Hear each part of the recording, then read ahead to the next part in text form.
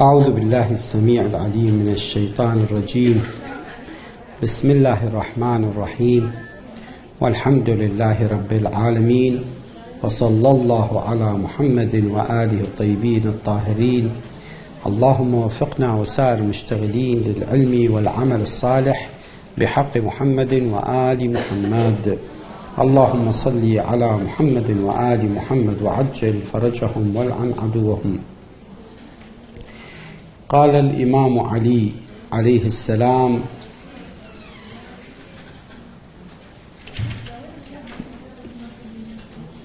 ربما ارتج على الفصيح الجواب. ربما ارتج على الفصيح الجواب. Imam Ali alayhi salam said, sometimes even the eloquent fails to come up with an answer. Even an eloquent fail with come to an answer. Why? Definitely وَفَوْقَ كُلِّ ذِي عِلْمٍ عَلِيمٍ وَمَا أُوتِيتُم مِّنَ الْعِلْمِ إِلَّا قَلِيلًا. And the third thing, he is not infallible. Sometimes we find that even the intelligent person, he cannot answer, or he fail in find the correct answer of the question. Anyhow, with doctrine number 25, attributes and knowledge of Imam. How we can, or what do we know, or what do we believe about the knowledge of the Imam? We said before that Imam is just like the Prophet in knowledge, in attributes, in character, except one thing, that the Prophet is a prophet and the infallible Imam is an infallible Imam. Whether in his position he takes the same role that of the Prophet himself, and the same job, the authority, the ability, the same as to the Prophet, the same as to the Imam it's himself. And also we believe that the infallible Imam is the best of human beings, and he is the perfect one. He has morals, nobody like his morals, nobody reached to his courageous, nobody brave as him, nobody generous as him, and nobody has the knowledge just like him. And not only that, he never being wrong. He never being wrong. He never act or commit a sin. He also can answer all the questions, and he can lead the other people in all matters of life, just like the social affairs, the public problems, even the personal problems, all the problems that we face, this Imam can solve, and he has an answer to every single question.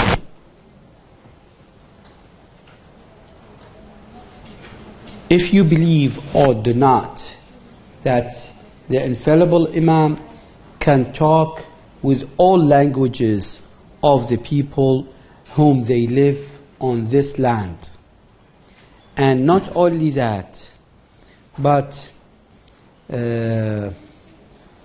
he can also know everything if you want, or if somebody asks him about a specific problem, he will have the answer for that question. And nobody told us that one of those infallible Imams, he failed in answering a question, or he is not answering this question in a right way. Even their enemy, they testify and they told us that everything is done or answered by them in a correct way. And we have many evidences about this.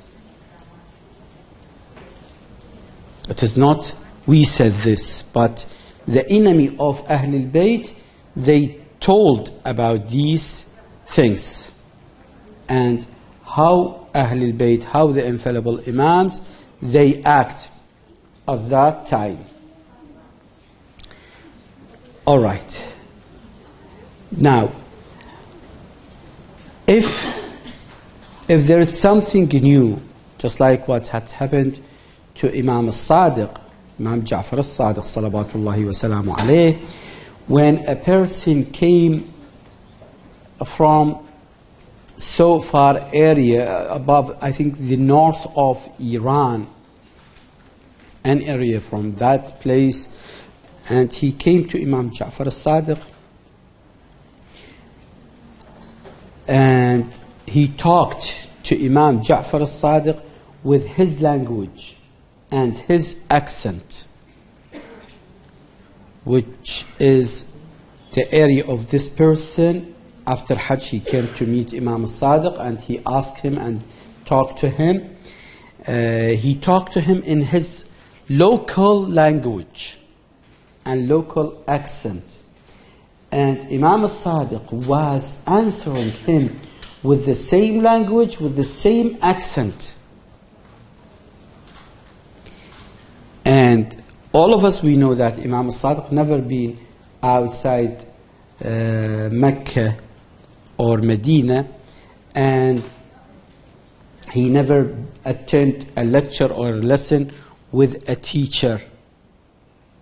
This person, after a while, he recognized what happened, what just had happened, that I talked with this Imam Ja'far al-Sadiq with my own language, with my own accent, and he did respond and answer me with the same language, with the same accent, without hesitation. Even I thought that he is one of us. This is one of the miracles of Ahlul Bayt, and they have knowledge. This is what we believe, and this is not only that what we believe because we want to believe this, but this is the fact. This is the fact. How it comes, he is taking the position, the role of the Prophet, and he cannot speak any language. How it comes that he is taking the role of the Prophet and he cannot answer a single question, and so on. Okay. Now, if I want to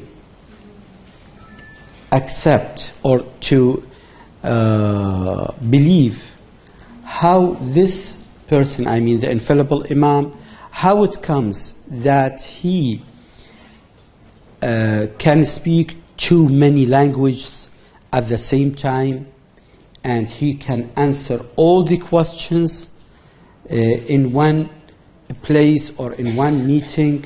How it comes? Definitely those people, they have a special connect to Allah.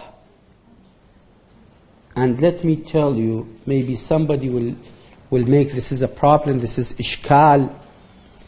How do you say this according to only those infallible people? What I'm saying, that Allah subhanahu wa ta'ala in His Hadith Qudsi, in His holy tell. He said, عبدي أطعني تكن مثلي أو مثلي تقل للشيء كن فيكون. O my slave, if you obey me, you will be just like me. Telling the thing to be, it will be. So, those people, I'm not saying they are infallible or something like that. Okay, leave this aside. But those people, they obey Allah in all of their lives. And they never been disobeying Allah subhanahu wa ta'ala, even with a single incident. So, is this hadith will be applied and fulfilled with them? Yes, of course. Yes, of course. Why not? So it is not difficult. It is not strange.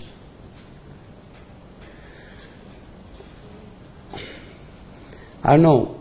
They said about one of the people whom he said that when the two angels, Mubashir and Bashir, or Munkar wa Nakir, when they came to him in a grave after his death, before they asked him, who are you and who is your God and what is your religion, he started to question these two angels. I don't know how it comes. Who told you about this? And who is this person which he forget everything about death? He forget everything about the barzakh, alam al-barzakh, or the grave, loneliness. And he has such courageous, and he remembers everything. If you do accept this about this person who is a sinner, and you told us that he has committed too many sinners in his life, so how about those people? Please, you should have balance in your thinking. You should be fair with those people, well, at least with your mind, not to ignore your mind. Anyhow, yes. This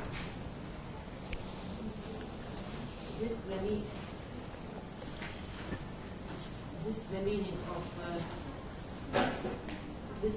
of you can say the Imam, high degree from the messenger. Actually, I explained this before, that the infallible Imams,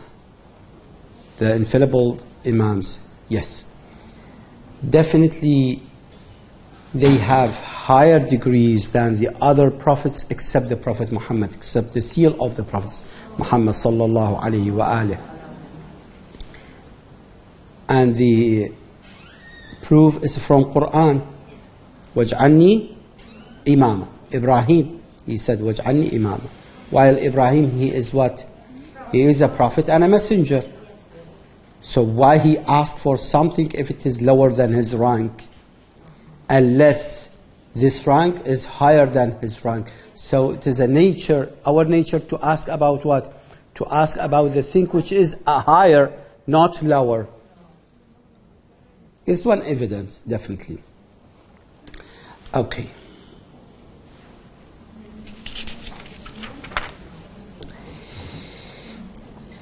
We believe that an Imam, just like a prophet, must be the best of all mankind in attributes of human perfection, such as courage, generosity, chasteness, truthfulness, decency, prudence, reason, wisdom, and morality.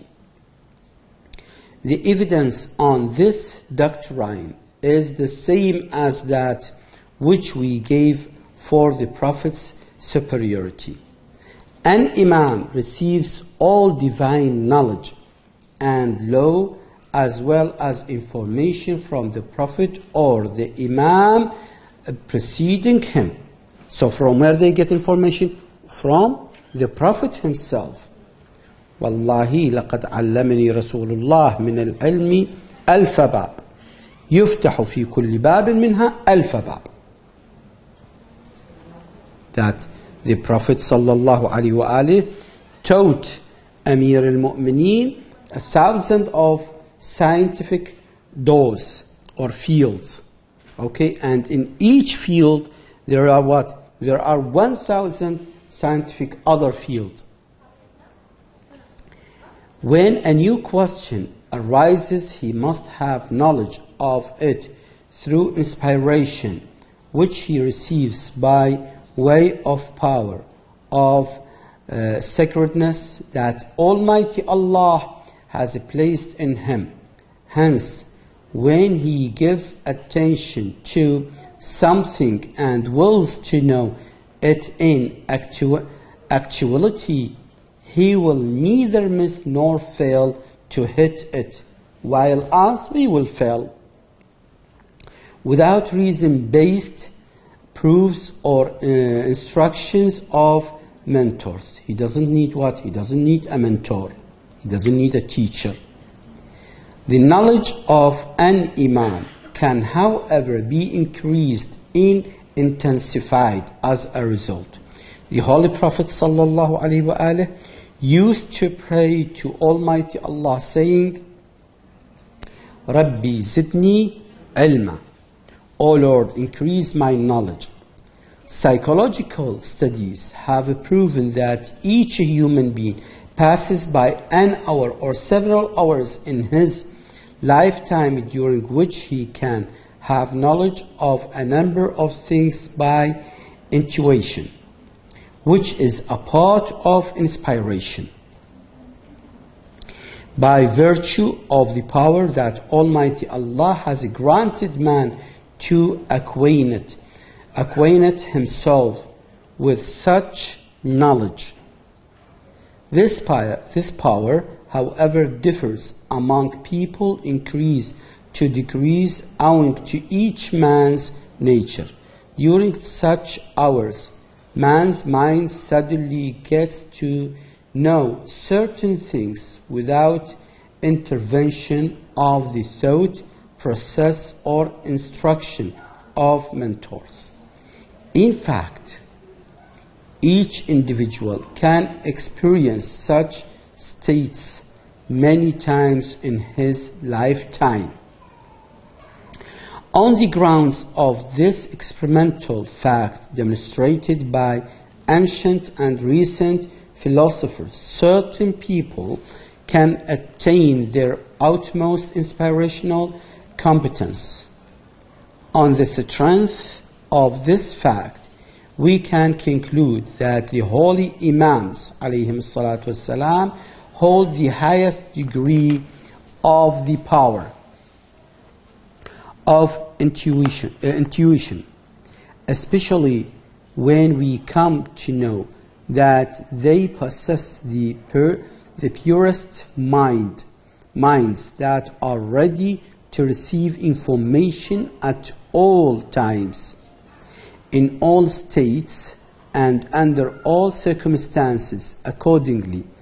And as has been previously maintained, when the Imam gives attention to something and wills to know it, he will know it through his holy inspirational power without premeditation, introduction, or instruction of mentors. So when Imam he wants to know a fact or a piece of information, definitely he will have this information if he wills to know this information. There is no need for a teacher, there is no need for an expert to tell him, there is no need for him to attend the class and so on. This is a kind of what we call it inspiration. Such information will then manifest itself in the mind of the holy Imams in the same way as visible things reflect themselves in mirrors without diamonds or obscurity. How if somebody look at himself in the mirror, the same face will be like this? If the Imam wants to know something or a fact, he will see it and he will describe it as if he see that fact in between his hands. This is the kind of miracle to the Imam. This fact reveals itself very clearly in the history of the Holy Prophets sallallahu alaihi wasallam and Imams alayhim salam, who never attended the classes of any mentor nor received the instructions of any scholar since early childhood up to maturity. Really, nobody told us that the holy Imams attend to a class or they went to a school or they have knowledge by Sheikh or something like that. Never, never. Nobody ever taught them any aspect of science or art, including reading or writing. Even they didn't read or write. History tells us that they were never reported to have joined elementary schools or studied under a teacher. In spite of this, they never delayed an answer to any question that was addressed to them. Moreover, their tongues never uttered the statement, I don't know. ما في مرة قالوا ما نعرف أبدا.